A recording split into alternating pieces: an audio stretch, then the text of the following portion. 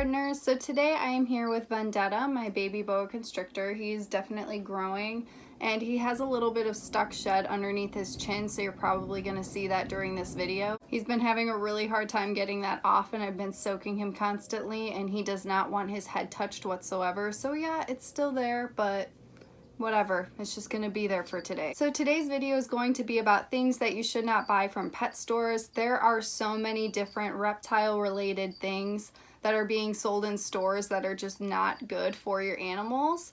So I think that it's important to make a video on this because a lot of people aren't aware, and you would think just going into any pet store that if something is being sold, then there's something good about it and people are using it and having success with it. But that's not always true. So I'm hoping that this video will be helpful for people that aren't aware of these things, and maybe if you're using one of these items, you'll learn something new and just get rid of the item entirely because the stuff is garbage. And it's really sad because a lot of these things are just so commonly kept at these pet stores and sold. So I guarantee that you're gonna be familiar with some of these items and you've seen them at pet stores before. So the very first thing that you should not buy at a Petco or PetSmart, that's where you're mainly going to be finding these items, are Petco and PetSmart. So the first item on my list is called VitaShell, and this is something that I have bought for my turtles because it's called VitaShell. You think that you're going to be using this and it's going to be good for your turtles, give their shells some extra vitamins or something, and it's completely false. I actually was saying to use this product because I use it, and you guys commented and let me know what was going on. And this product is actually really bad for your turtles, and it has a lot of really bad ingredients in it, and it actually causes pain to your turtles. And I've noticed that whenever I used it on my turtles, they absolutely hated it, and it's because they were actually in pain because of the ingredients that are in VitaShell. So it's definitely not something you want to use. If you want to scrub your turtle shell, you still can do that. Just use water and a toothbrush. The VitaShell stuff is just garbage, so just get rid of it. The second one is like the most common thing that you hear of, and that is the heat rocks, and those are just very dangerous because reptiles do thermoregulate. However, when you're dealing with a heat rock, there's no way to regulate the temperature, so it can just get very, very hot, and if your animal is just sitting on that, it has caused burns to so many animals and really hurt them. So again, like, I just don't use a heat rock whatsoever. If you want to use a heat pad, that's completely different, and it can actually be monitored with a thermostat. So definitely use a thermostat always when you're going to be using a heat pad, and the heat rocks, just toss them in the garbage. I don't know why they're still sold. I don't know why many of these items are still sold at pet stores. The next item is something that I used to use until I realized how awful it is, and that is the calcium sand. And this is sold at Petco and PetSmart. People are always like recommending for customers to buy this. It is awful, especially because not only can it impact your bearded dragon, or some people actually say to put leopard geckos on it, which leopard geckos should just not be on sand whatsoever. So, but anyway, so impaction is when the animal will end up eating some of the sand and then it gets stuck in their intestines. They can't digest it properly and they end up dying. So that's something you want to avoid. Some people think it's okay to still use the sand if you have a bowl and you're feeding them with a bowl in their enclosure. But bearded dragons walk around and they stick their tongue out and they taste their surroundings, and when they do that, the sand sticks to their tongue because they have a very sticky tongue similar to a chameleon, so they end up getting that sand in their system no matter what, and it's really bad for them. It's also really, really dusty and bad for their eyes as well, so it's just overall not good for your animal's health. So it's just something that should not be sold, and it's really annoying that it still is and that people recommend it. So just get rid of the calcium sand, it's garbage. So the next one is new. It's something that I recently learned, and I actually learned it from Reptile Mountain TV. And I'm gonna put his link in my description because you guys should definitely watch his video. He goes over UVB and he actually tests out the UVB rays and everything. And through doing this, he found out that the Exoterra UVBs are actually very dangerous because over time, you would think that a UVB runs out of UVB and then it just doesn't have any more, and that's why you have to replace it every 6 months. but the Exoterra UVBs actually increase in UVB, which is very dangerous for your reptiles. So that's something that you should just not be using whatsoever. So just completely avoid the Exoterra UVBs because they are just really dangerous for your animals. The next one on my list are the colored heat bulbs. So there are the red heat bulbs, and I've actually heard that the red ones can actually cause a lot of eye damage to your animal. It's very bad for them. There's also the blue ones that are supposed to be used at night, and it's not necessary, first of all, to be using lights at nighttime.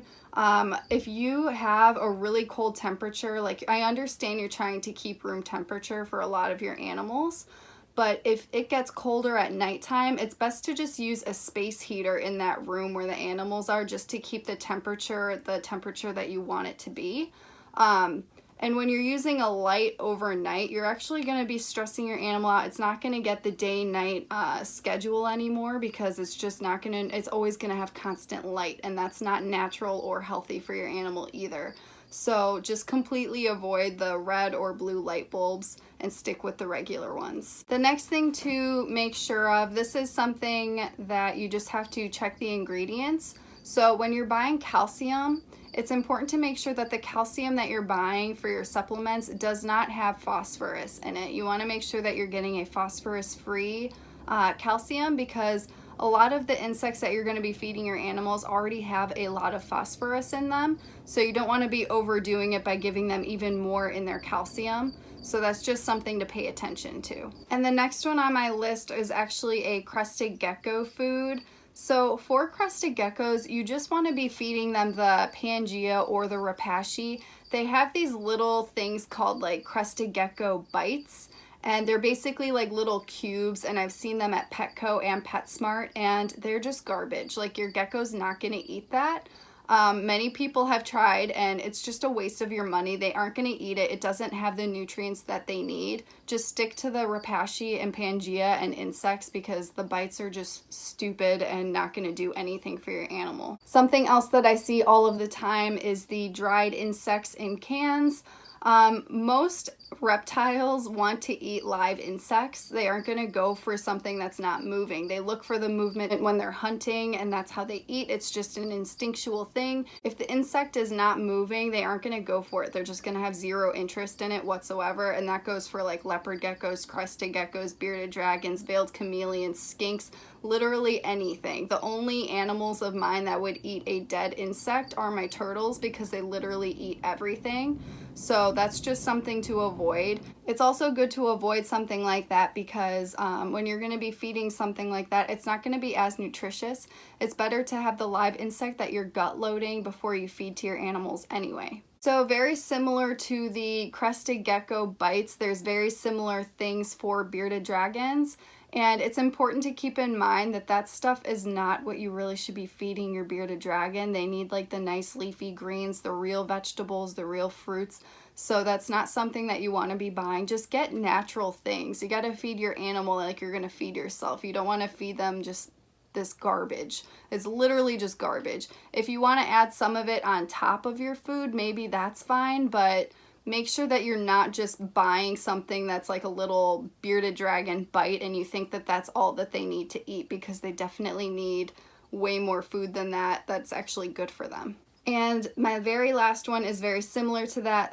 Zilla has these products where it's these dried vegetables and dried fruits, and it's just, why would you get that when you can feed them actual fruits and vegetables? Because it's going to be a million times more healthy. That stuff, again, is just garbage. It's not something you should be feeding your animal. It's going to be a waste of your money.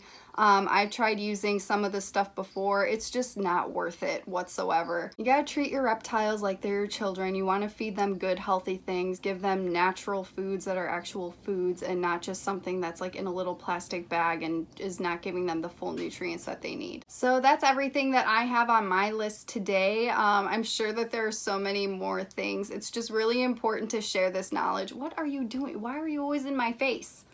But it's really important to share this knowledge with people, because a lot of people aren't aware and they do buy this stuff. And I've done it before too, because everyone has to start somewhere, and they think that when they go to a pet store they can trust what's actually being sold there, and that's actually sadly not the case. So if you guys know any other items that are sold in pet stores that you see that aren't very good for your animals or could be potentially dangerous, please leave it in the comments. That way we can all just share the knowledge on this subject. And hopefully one day this stuff just won't be available to be sold anymore, because it really shouldn't be. So thank you so much for watching. I hope you guys have a wonderful day, and I'll see you in the next one.